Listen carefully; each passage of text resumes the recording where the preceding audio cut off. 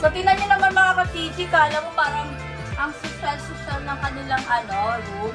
May ganyan, may water, and then, syempre, ito yung kanilang customer. Hello!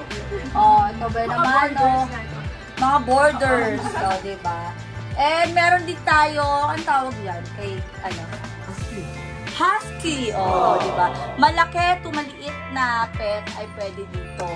So, saan siya ilalagay if ever dito? Yes. Meron pa dito extended. Diba? Ayan. So, pwede nyo ihabilin lang inyong mga anak dito sa AWK9. Dog Hotel ito. AWK9 Las Piñas Branch. At ito ay dog hotel. And syempre, na rin siya, lahat ng kailangan ng inyong mga dogs ay nandito. Pwede kayo magpa-groom.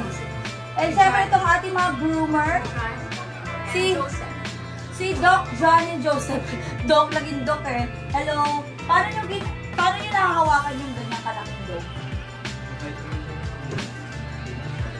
Alam mo ba, Kachichi, isa sa mga talent ng mga ganitong klaseng dog hotel or grooming station ay yung magpaamo ng mga pet. Kasi ang naalala ko dati si Teddy at yung aso kong si Molly, sobrang yan nangangagat pag iba yung humahawak.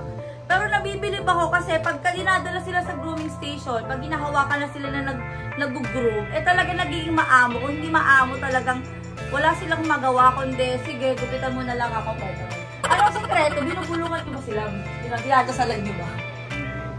Pag nasa ibang lugar na sila, pag nasa bahay po sila, doon po sila. Okay. Kasi territorial. Okay. Kaya pala yung aso ko, pag pumupunta dito, nanginginig yun. Akala mo bata, alam mo nasaan ka? Parang alam na alam niya kung nasaan.